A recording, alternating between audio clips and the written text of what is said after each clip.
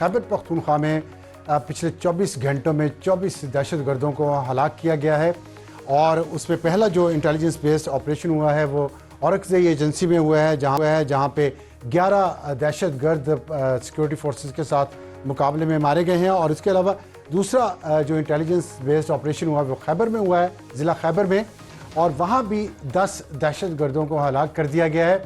और ये उसका एक तसलसल है जो दहशतगर्दी जारी है खैबर पख्तूनख्वा में और बलूचिस्तान में। और हम देख रहे हैं कि मुसलसल security forces intelligence based operation कर रही हैं और उनको कामयाबियाँ भी मिल रही हैं। लेकिन इसके साथ साथ इसका ये मतलब नहीं है कि जंग ख़त्म हो गई है या वो इंतहा पसंदी जो लोगों के जहनों में डाल दी गई है वो ख़त्म हो गई है। उसके पीछे एक्सटर्नल एलिमेंट भी हैं और इंटरनल एलिमेंट्स भी हैं। आज के प्रोग्राम का तारुफ करवा दूं, हमारी आज की टॉप स्टोरी होगी। तो आज इस्लामाबाद में खुदकुश हमला हुआ है, एक इंतहाई अफसोसनाक वाक़या जिसमें 31 जाने जा चुकी हैं इस वक्त तक और 160 के करीब नमाजी इस वक्त ज़ख्मी हैं, इस्लामाबाद के मुख्तलिफ हॉस्पिटल्स में एडमिट हैं। और ये हिंदुस्तान की प्रॉक्सी वॉर है, ये कहा है पाकिस्तान के वज़ीर दिफा ख्वाजा मोहम्मद आसिफ ने। और साथ उन्होंने ये भी कहा है कि हम इसका भरपूर जवाब देंगे। इंडिया अब हमारे साथ जंग नहीं लड़ सकता बाकायदा, इसलिए उसने अपनी प्रॉक्सीज के ज़रिए ये दहशतगर्दी की वारदातें बढ़ा दी हैं। और अगर इसको बलूचिस्तान के वाक़े से हम जोड़ें तो आपको नज़र आएगा कि वहाँ 200 दहशतगर्द पिछले 3 दिनों में मारे जा चुके हैं। तो इतनी ज़्यादा ये जंग एक जो हो रही है इसकी ज़ाहिर है तपिश तो अब पहुँचेगी हर तरफ।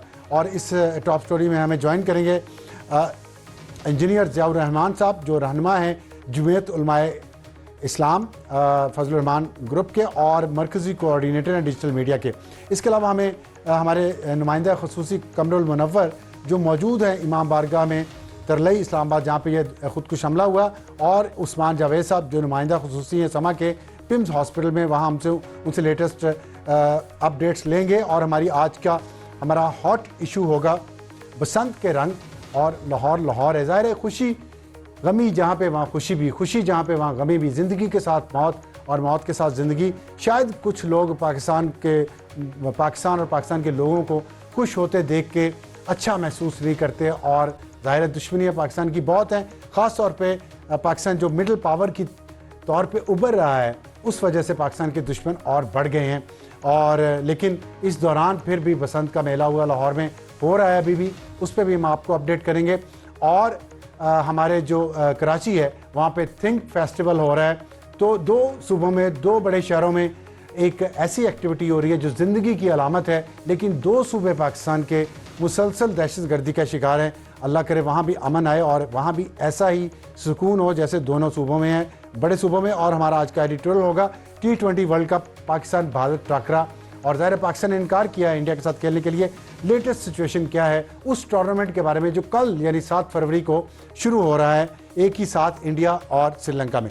इस वक्त हमारा आज का एडिटोरियल हमने ये सोचा था कि इसको करेंगे जो ICC T20 ICC world cup हो रहा है कल से शुरू, और उसमें इंडियन कैप्टन क्रिकेट टीम के कैप्टन उन्होंने भी कहा है कि वो कोलंबो जाएंगे और इंतज़ार करेंगे पाकिस्तान की टीम का। लेकिन पाकिस्तान की हुकूमत ने पाकिस्तान की टीम को कह दिया है कि वो इन हालात में इंडिया के साथ मैच नहीं खेल सकते।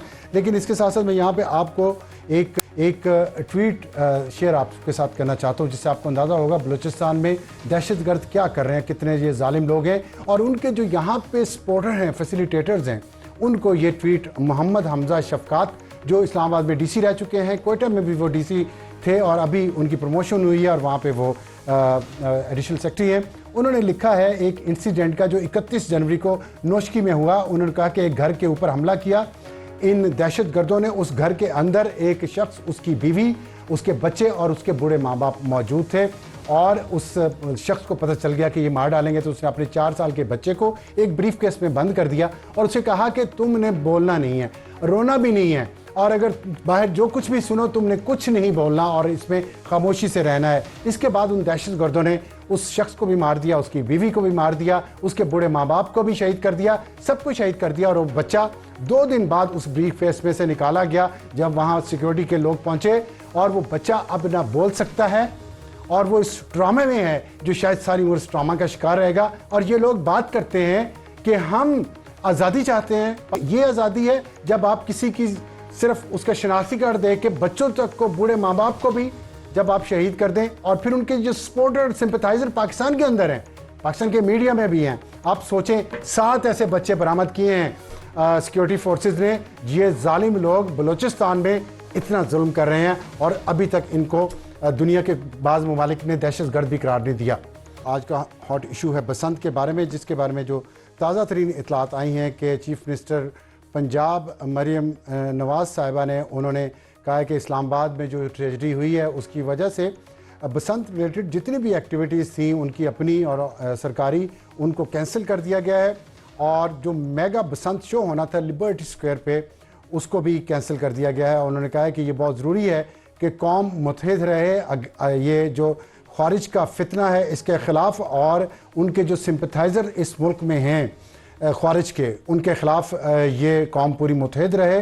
और उन्होंने कहा कि उनके लिए कोई रहम नहीं होना चाहिए और हम अपनी आर्म्ड फोर्सेस के साथ शोल्डर टू शोल्डर खड़े हैं इस मुल्क के दिफा के लिए। और उन्होंने कहा कि पाकिस्तान जिंदाबाद, इन्होंने ट्वीट किया है। और इसके बाद आपको अंदाज़ा होगा कि पाकिस्तान की कौम जब भी खुश होती है उसको कुछ लोग उसकी खुशियां देख नहीं सकते, चाहे वो पाकिस्तान से कुछ लोग बाहर हों या पाकिस्तान के अंदर हों। हमें ज्वाइन किया है कासिम अरशद साहब ने, जो नुमाइंदा खुसूसी समा है मीनार पाकिस्तान पे मौजूद हैं। उनसे पूछेंगे कि लाहौर तो ज़ाहिर है लाहौर लाहौर है, बसंत के रंग भी हैं, ज़िंदगी के साथ मौत और मौत के साथ ज़िंदगी, ये तो चलता रहता है।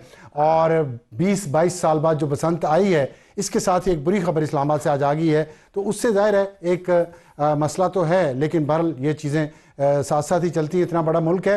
तो ये बताइएगा, जनजी की पहली बसंत है कासिम साहब, तो मीनार पाकिस्तान गढ़ है, शाही किला है वहीं पे, बादशाही मस्जिद है वहीं पे, पुराना लाहौर है वहीं से, अंदरूनी लाहौर, और क्या इस वक्त मनाजिर हैं वहाँ पे, इसके बावजूद कि ऑफिशियल जितने भी इंगेजमेंट थी, ऑफिशियल जितने भी फंक्शन थे, उनको कैंसिल कर दिया गया है। आम लाहौरी का क्या है इस वक्त रद्द-ए-अमल? देखें, आम लाहौरी बिल्कुल एक तरफ जहाँ पे खुशी का लम्हा है, लेकिन वहाँ पर इस्लामाबाद वाक़े के बाद इंतहाई अफसरदा भी है। लेकिन लाहौर में जो बसंत है वो हो रही है, और जो अहलियाने लाहौर हैं वो मकामी सतह पर जो है वो बसंत को बखूबी निभा रहे हैं और मना रहे हैं। लाहौर के अंदरून शहर में ये आलम है कि इस वक्त रात के टाइम भी ऐसे लग रहा है कि जैसे वहाँ पर दिन का समा है, और जो छतें हैं वो रोशन है।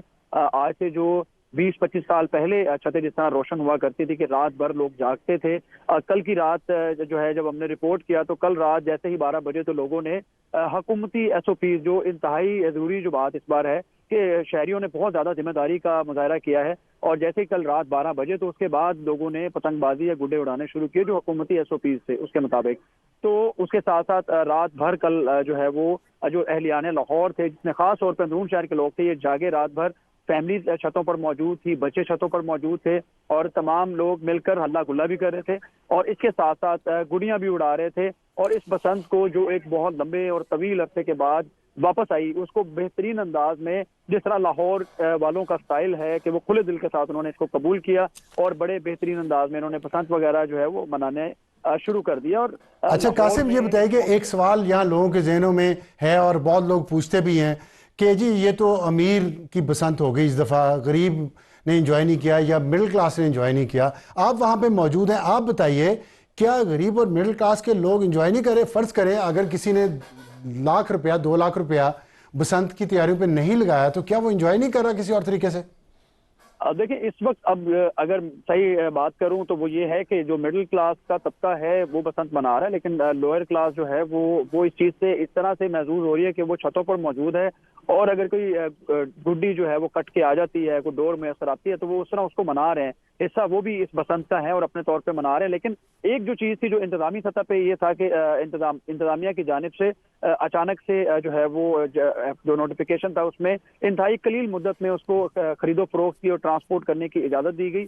ये एक वजह थी। दूसरी एक वजह थी कि जो गुड्डी थी और जो डोर थी इसका रेट रेगुलेट नहीं किया गया, तो उसमें जो दुकानदार थे चूंकि उनको किसी भी तरह रेट पर, तो ज़ाहिर पहला मौका था, कुछ ना कुछ चीज़ें तो सीखी होंगी हुकूमत ने भी।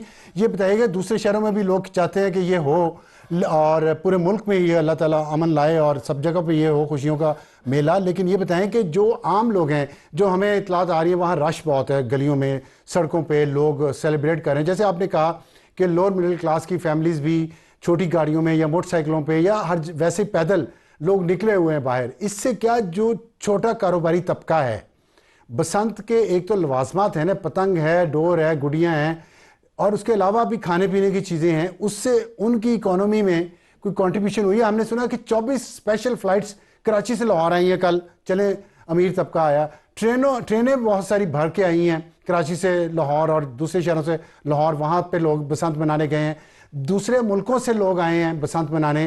तो इसका लाहौर की जो लोकल इकोनॉमी है, ख़ास तौर पे लोअर मिडिल क्लास की जो इकोनॉमी है, छाबड़ी वाले हैं, गली में जो चीज़ें बेचते हैं, उनके आमदनी पे कोई असर पड़ा है मुस्बत? और बहुत बेहतरीन अंदाज में आप कह सकते हैं कि पिछले एक हफ्ते के दौरान जितनी भी चीजें बसंत से मंसूब हैं, चाहे वो स्पीकर्स हैं, चाहे वो बारबेक्यू का सामान है, चाहे वो लाइट्स हैं, जितनी भी चीजें, उन तमाम लोगों ने बहुत बेहतरीन अंदाज से ना सिर्फ कमाया है, बल्कि आप ये कह सकते हैं कि एक हफ्ते का जो रेवेन्यू है उसको आप आम अदादो शुमार के मुताबिक 1 अरब से जायद जो है वो गुड्डी और डोर फरोख्त हुई है। सिर्फ ये गुड्डी और डोर के अदादो शुमार हैं जो साबित शुदा अदादो शुमार है। तो इसके साथ साथ जो मिडिल क्लास, जो छाबड़ी वाले हैं, जो बाकी हैं, क्योंकि लाहौर शहर में जहां पे भी आप जाएं तो ट्रैफिक है, लोग हैं, और इस तरह से है जैसे कभी आम 20 साल 25 साल पहले की जो सूरत हाल होती थी कि लोग बेधड़क होके शाहराहों पर घूम रहे होते थे, खुशी मना रहे होते थे। आज भी यही सूरत हाल है कि हम यहाँ मीनार पाकिस्तान में हमें यहाँ बगियां नजर आ रही हैं, ठीक है, लोग इस वक्त भी बहुत ज्यादा यहाँ पे मौजूद है, वो इस बसंत को मना रहे हैं। बत्तियां देखें आप, और भी लोग पूरे पाकिस्तान से बत्तियां देखने वहां गए हुए हैं। ये तो एक लाइट साइड पे, मैं आखिर में सिर्फ बता दें, मुख्तसर बताइए, टाइम खत्म हो गया है। आप खुद भी एक नौजवान रिपोर्टर हैं और आप भी जब मीडिया में काम करें, मुसलसल बुरी खबरें, इंतशार, दंगा फसाद, सड़कों पे लड़ाइयाँ, आग लगा दो, मार डालो, ये देखते रहे हैं। मुझे शेख रशीद भी याद आ रहा है, लाहौर में बड़े जलसे करता था। ये बताएं कि आपने ये जो अभी देखा है पिछले कुछ दिनों में, जो लोगों को, लाहौर को, आपको क्या महसूस हुआ है? मुख्तसरन बताएं। मुख्तसरन यही है कि लाहौर वाले जो है शायद वो जीना भूल गए थे, उनके पास शायद कोई ऐसा फेस्टिवल नहीं था जिस पर वो बड़ी खुशी के साथ और बड़ी खुले दिल के साथ उसको कबूल करके उसको मनाते। तो मेरे ख्याल में ये बसंत बहुत बड़ा फेस्टिवल था उन चेहरों के लिए, उन जहनों के लिए जो बेचारे कई अरसे से और परेशान हाल से किसी ना किसी तरह से उनके पास कोई एक्टिविटी नहीं थी। तो उनके लिए ये लाहौर का ये जो बसंत का जो फेस्टिवल है, ये बहुत बड़ी समझ लें उनके लिए एक। आप कैसा फील कर रहे हैं? मैं बहुत अच्छा फील कर रहा हूं, क्योंकि मैं 20 साल पहले 25 साल पहले मैंने खुद भी बसंत मनाई कवरेज, मीडिया कवरेज भी तो बम धमाकों की लड़ाइयों की करता रहा है ना, तो आपने एक डिफरेंट चीज की कवरेज की है, कैसा फील हुआ है? देखिए, मैं कहता हूं कि मुझे ऐसा लगता है कि शायद हम जिंदा लाहौर में हैं, जो पहले शायद जो है वो कहीं ना कहीं हो गया था। हम जिंदा लाहौर में हैं और जिंदा दिलाने लाहौर में रहकर। कासिम साहब बहुत शुक्रिया।